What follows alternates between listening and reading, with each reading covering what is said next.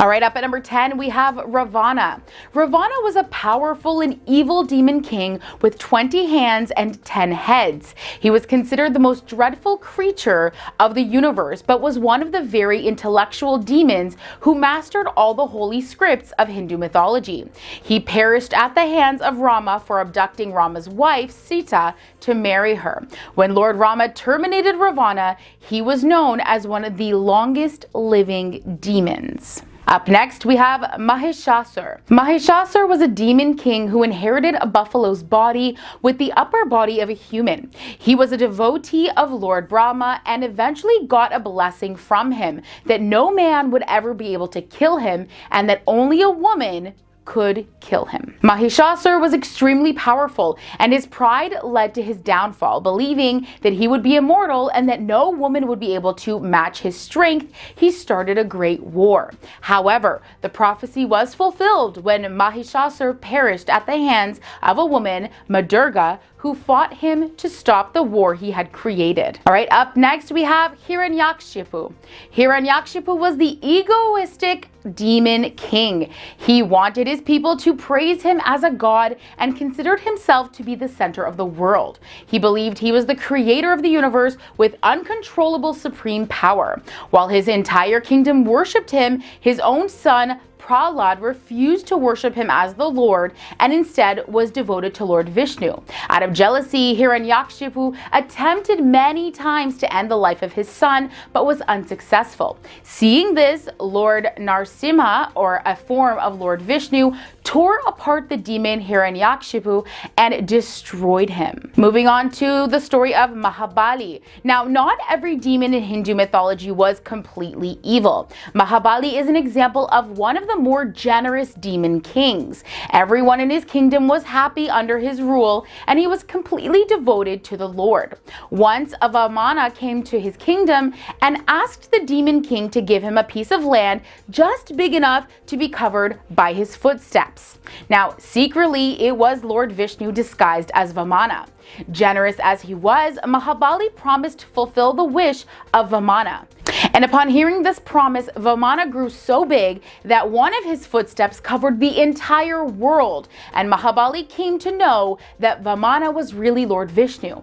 To seek blessings from the Lord, Mahabali asked Vamana to put the next footprint on his forehead. But of course, as a result of receiving the Lord's giant footstep on his forehead, Mahabali perished. Up at number 6, we have the story of Raktabija. Raktabija was one of the strongest demons who had a very unique blessing that if even one drop of his blood fell on the ground, from that same drop, a duplicate of him would be born. This meant that it was very difficult to defeat or terminate Raktabija, so no one dared to challenge him. Every time Raktabija's duplicate was formed, his power would increase. Now, in a battle with the goddess Durga, Raktabija's blood spilled to the ground and thousands of Raktabija were born. Eventually, the Hindu goddess Kali came forward and pierced the demon, making sure to drink every drop of blood that spilled before it could ever hit the ground, and in essence, terminating him. Now, up at the halfway point in today's video at number 5, we have Narakasura. Narakasura was a demon king ruler disliked by his people because he tortured them. He had once kidnapped around 1,600 women only to torment them for his own pleasure. Soon his people could no longer take the torture and collectively approached the supreme being Krishna for help. Krishna promised that he would fight and terminate the demon king on their behalf. However, Narakasura's life could only end at the hands of a woman. So Krishna and his wife fought the battle against Narakasura, emerging victoriously and destroying Narakasura. And now we come to the story of Kumbhakaran. Hindu demon Kumbhakarna, or the sleeping giant, had an enormous body and was blessed with the ability to sleep for months. But once asleep, waking him was considered tremendously difficult. His brother Ravana, who was also a powerful demon, had kidnapped Rama's wife to marry her. When war broke out between the two, Ravana needed his brother's help to win the war. To wake him from a deep sleep, Ravana had 1,000 elephants walk over Kumbhakaran, waking him in time for battle.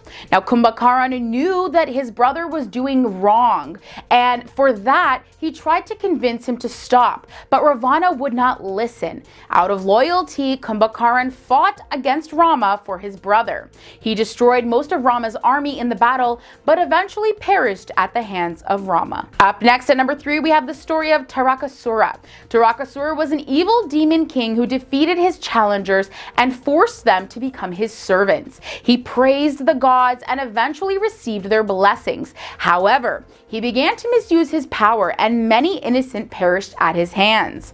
As per his blessing from the gods, Tarakasura could only be defeated by the son of Lord Shiva, but at the time, Shiva had no children. However, after Shiva's marriage to Parvati, Kartikeya was born. Kartikeya then fought Tarakasura and destroyed him and all of his brothers. Moving on to the story of Surpanaka. Surpanaka was a wicked demoness and the sister of the demon king Ravana. She was considered very ugly and married to Dushtabudi.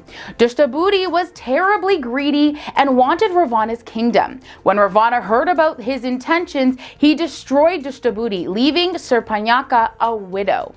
A few years later, she saw Lakshmana and Rama roaming around the forest. She was attracted to them and of course wanted to marry them. However, both of them declined her proposal and she became angry. To try and win their love, she attempted to attack Sita, the wife of Rama, and the sister-in-law of Lakshmana. Because of this, Lakshmana chopped off her nose and Rama declared a battle against her. In the end, Rama emerged victoriously and Surpanaka left alone and in tears. And up at number 1, perhaps one of the most evil demons that I found was Putna.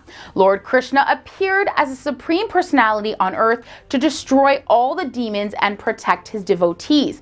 Putna was the demoness who practiced the art of taking the lives of infants through black magic. One day, Putna dressed herself as a beautiful girl and entered the infant Krishna's house to end his life. When Putna entered the room, she took Krishna onto her lap. The wicked demoness had smeared poison on her nipple and pushed it into his mouth, expecting him to die as she fed him. However, her plan failed, and instead, the infant Krishna sucked the life out of her.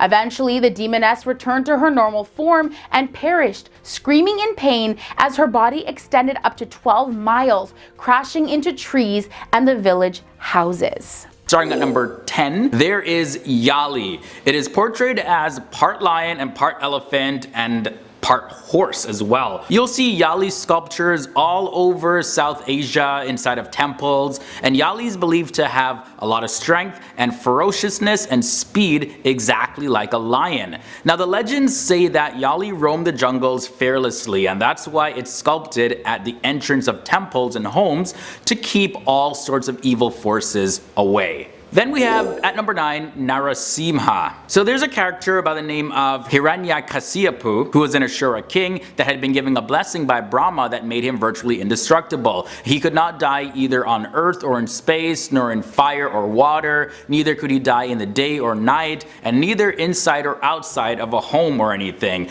nor he couldn't die by human, animal, or god, or an inanimate object or an animate object. So to kill Hiranyakasipu, the god Vishnu actually took on the form of Narasimha, and he came out to kill him at twilight, which is neither day or night, on the doorstep of a palace, which is neither inside or outside. He used his nails to kill, which is neither an animate or an inanimate object, and he put him on his lap before killing him, which is neither on earth or in space. Pretty smart. Timangila comes in at number 8. Now Timangila is another huge aquatic creature that is mentioned in the Mahabharata. This is a creature that is so massive that it can literally swallow an entire whale. Now it's said that the Timangila could cause turbulence in the entire ocean whenever it goes out to look for food. So maybe that's behind all of these tsunamis and waves, maybe.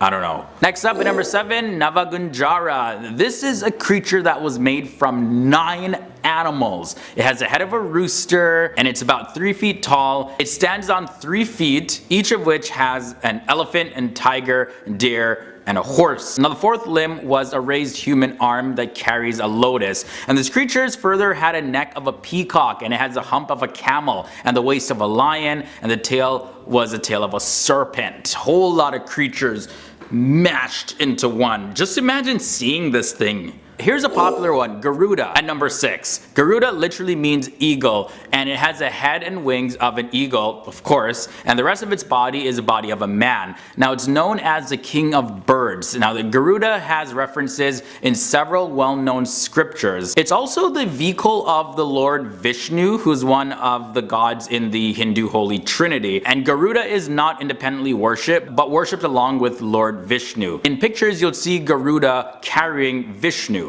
on its back. Kamadhenu comes in at number 5. Kamadhenu is a cow and is described in Hindu mythology as the mother of all cows. She's miraculous and she provides whatever is desired by her owner. Kamadhenu is often portrayed as the mother of cattle, and she's generally depicted as having a white color with several different deities within her body. And it's believed that all cows on earth are looked up to as the embodiment of the Kamadhenu in Hinduism. Ahi comes in at number 4. Ahi is also known as Vitra, and he's a huge dragon in Hindu mythology. Now this dragon brings misfortune everywhere it goes. According to the story, once Ahi drank all of the water on the earth and curled itself up to sleep around a mountain. Now the ancient god Trita, which was later replaced by Indra, killed this demon creature while it was sleeping using a thunderbolt. So water was then released and fertility and life was restored on the planet. Airavat comes in at number 3. Now how the story goes is like this. Airavat was born when Brahma sang 7 sacred hymns over 2 halves of the egg shell from which Garuda hatched out of. Now he also is a reason behind the myth that elephant can bring clouds. When Indra defeated Vitasur, who was a demon of drought, Airavata reached down to the watery underworld with his trunk and sprayed the water into the clouds. And then Indra caused the water in the clouds to rain down on the land, and then the drought came to an end. Sheshnag comes in at number 2. Now he's represented as a snake with 1,000 heads, and according to the legend, Sheshnag had 1,000 brothers who always caused some kind of trouble. So he got tired of them, and he finally left home and went to the Himalayas, and he started meditating and observing penances for his brother's evil actions. Impressed by this, Lord Brahma offered him a blessing, but Sheshnag only asked to be a servant of spirituality. So Brahma asked Sheshnag to actually coil around the entire earth and hold it very steady. And it's said that when Sheshnag coils forward, creation happens, and when it coils backwards, then the universe actually ceases to exist. And then finally, here at number 1, we have Shiva's snake. The snake around Shiva's neck has so many legends regarding it, but one of the most popular ones is that when the cosmic oceans were actually being churned, the poison produced by it was also consumed by some snakes along with Shiva himself. Now, impressed by this, Shiva decided to accept Vasuki, who was the king of snakes, around his neck. And it also said that the snake helps to keep the poison in Shiva's throat and not let it slide down into his body. It's also believed that the 3 coils of the snake around Shiva's neck represent the past, the present, and the future. And the direction of its hood is towards the right, and actually signifies that Shiva's perpetual law of reason and justice is a persevering force in the universe to keep its natural order.